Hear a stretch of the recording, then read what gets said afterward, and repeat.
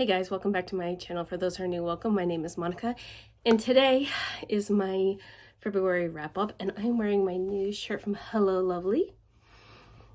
I saw Tori from Noble Life wearing this, and I had to get it, and it's sort of appropriate today for this wrap-up because I read 29 books in the month of February, and they were all audiobooks. I did not read one ebook or one paperback or anything like that. Oops.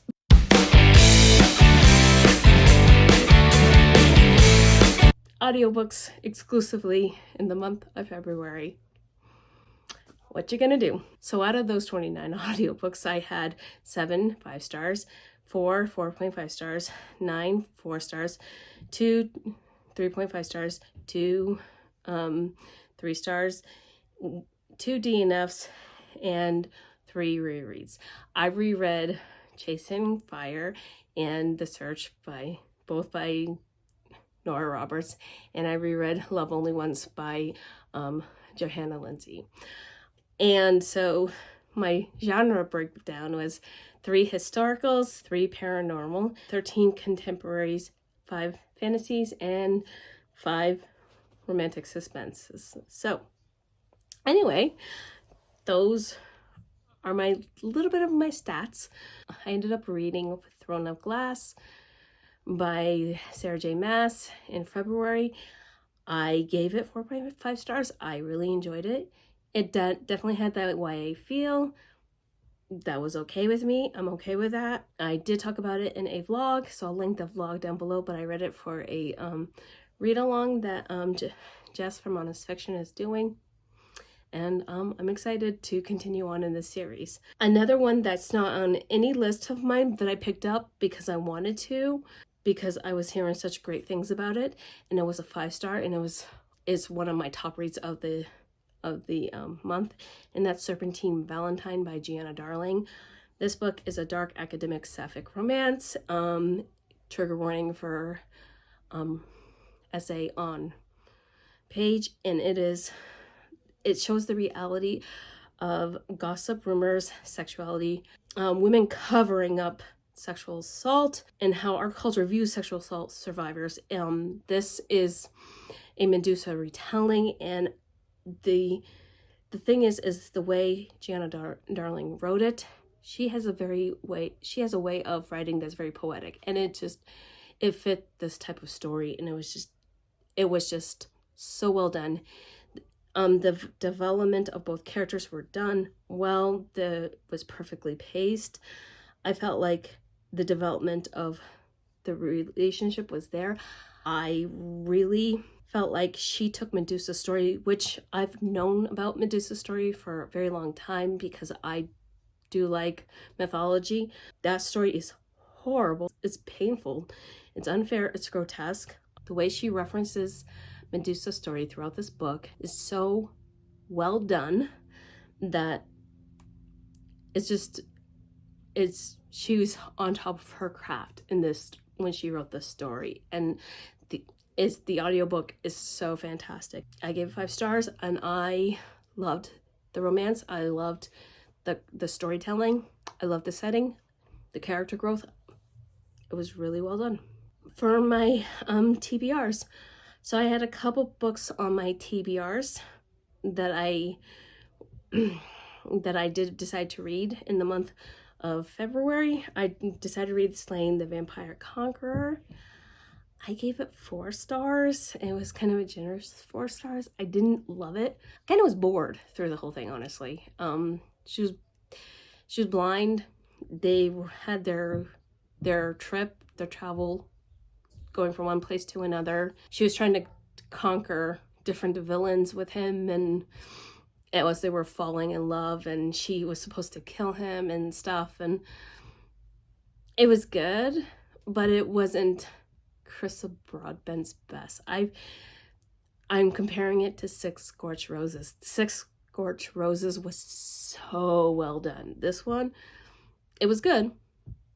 The story was there, the writing was good. It's just, I don't know.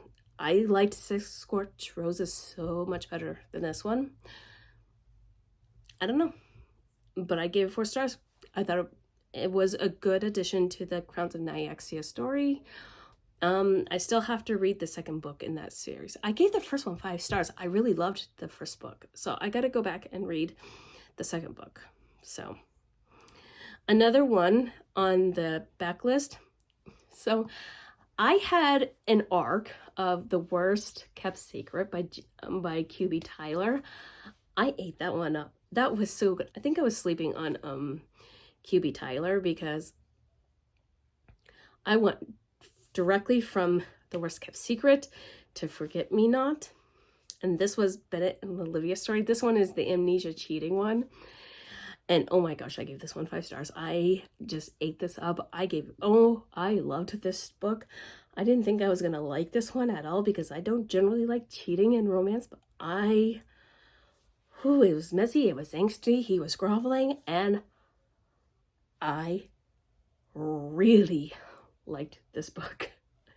Bennett woke up after a car accident and he couldn't remember the last 2 years. He thought they were still happily married and it's still in their honeymoon phase, and she's like, no, I don't like you right now because we're in the middle of a divorce. And Olivia had a boyfriend, he had a girlfriend. So for what I understood was, I thought his cheating was an actual affair. But in this one, it was a one night drunken mistake. And it was that she had emotionally withdrawn because of stuff that they were going through with infertility. And that does not excuse that at all. Like, not at all. So for what I heard, I was expecting like a months-long affair, like he was sneaking around behind her back. That's what I thought was going to happen, and it wasn't. I was like, so he didn't even like the girl he ended up having relations with. So I was like, oh, okay. They both were still in love with each other through that whole entire thing. What they needed to do was to communicate and to actually lean on each other and to go through the healing process and go to therapy. And that's essentially what this amnesia did for them. And it was painful to read, and his mother was a piece of work. And so I was like, it was really angsty, really messy, and I gave it 5 stars. I was like, oh wow. So anyway, this was very much gorgeous storytelling. Like, she can tell a story. Anyway, I gotta start reading more QB Tyler, so leave me some QB Tyler recs down below. I think I need to read the next one, I think Reagan story. I gotta read the next one on that one. So yeah, that was in the backlist. Another one that I read in the backlist that I gave 5 stars to was Dom. Listen, I knew what I was getting into when I was going into Dom. Dom has the touch her and I will kill you and make the pain last. Okay? I love Dom. He tattooed his name around her finger. That is so twisted. It was so interesting. He manufactured their meet cute because he needed to get into the alliance for his reasons, and he needed to marry her, but she didn't know that. Okay? And I loved their banter. I love that she did not take his crap.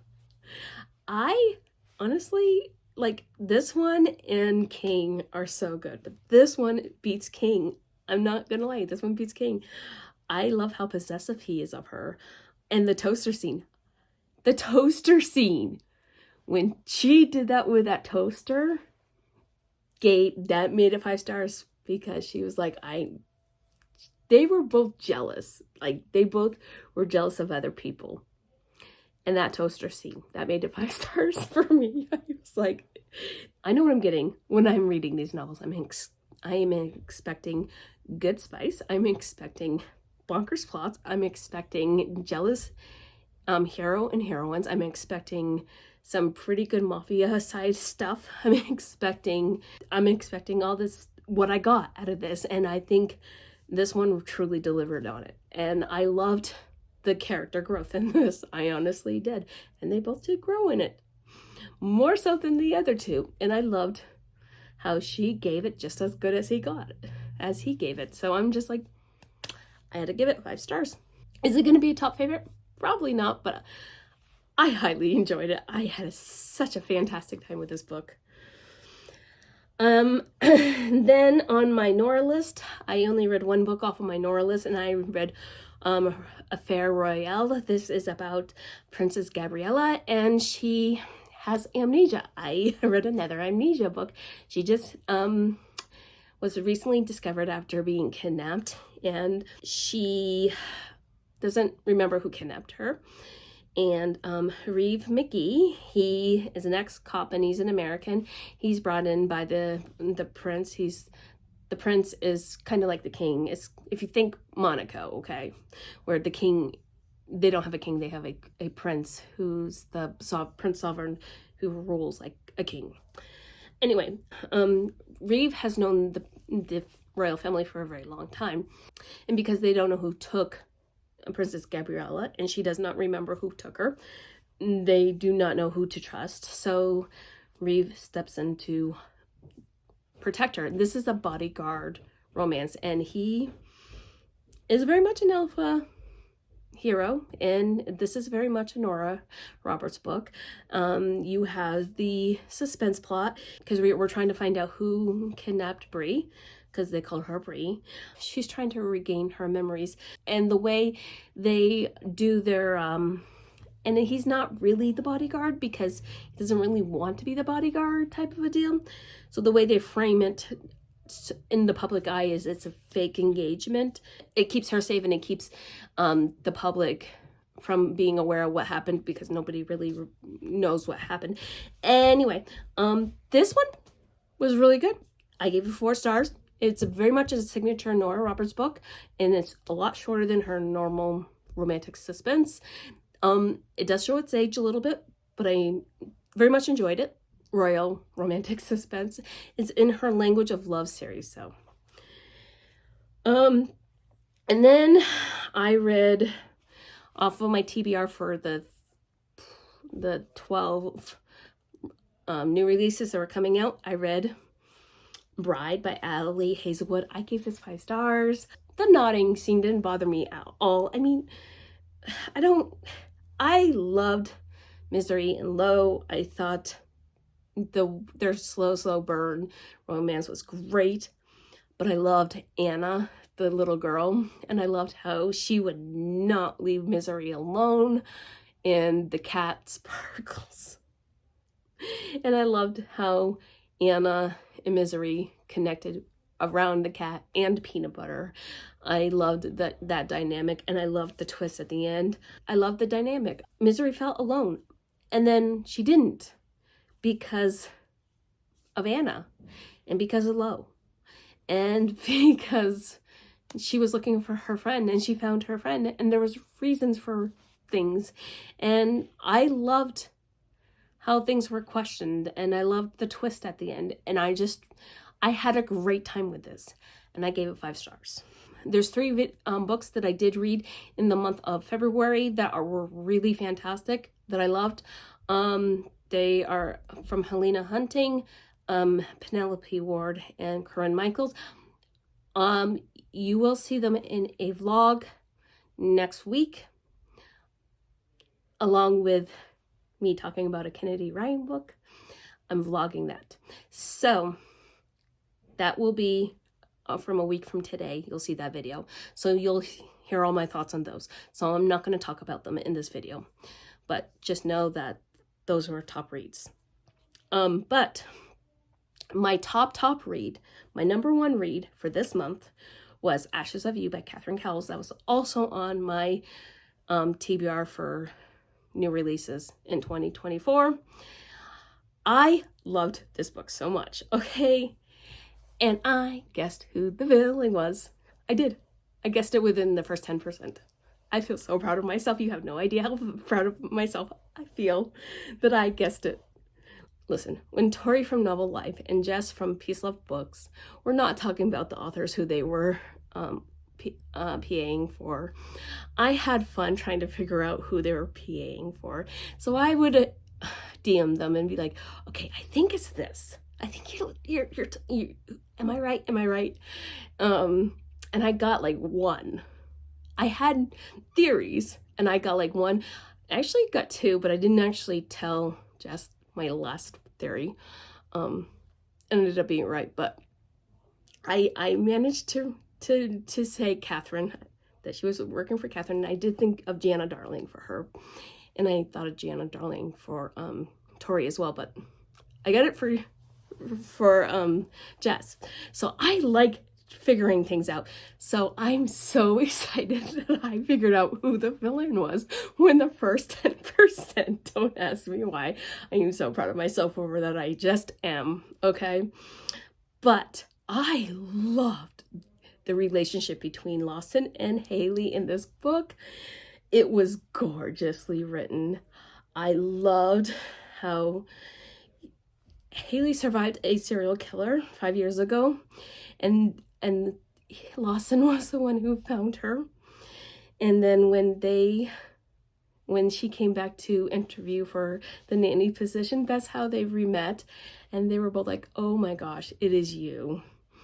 And they didn't hold that against each other, but I loved how he protected her and she protected his kids, and the growth, the found family aspect where she worked with his son Luke and his sons, all of his sons actually. I love that. I loved their family dynamic, because it really truly was a family dynamic, and the way they fell in love. And it was definitely a slower way that they fell in love. It was so gorgeously written, and I loved it. And I knew who the villain was. So yeah, I knew who the villain was. I guessed it within the first 10% of the book. But I didn't care, because I loved the pacing. I loved the character development. I loved the romance. And I loved the way the family, I felt like it was a found family. I felt like they just needed each other. Haley needed Lawson and his sons just as much as she needed them. They all needed each other, and it was just like, it felt like it was equal footing. This is my favorite book in this series. This beat out Echoes of You for me. I'm sorry, it beat out Echoes of You, and I loved it. She killed it out of this one. So, but I'm so proud of myself for figuring it out for the 10%. Anyway, so that was my favorite book out of all the books I read, even Serpentine Valentine. I love Serpentine Valentine. That is on top as well. I just loved it. Like, I had so many good reads in the month of February. So anyway, let me know what yours are down below, and if you read any of these, I would love to hear it. And if you made this part in this video, please leave me a headphone emoji, since all I did was listen to audiobooks in the month of February. And until next time, my friends, happy reading. Bye.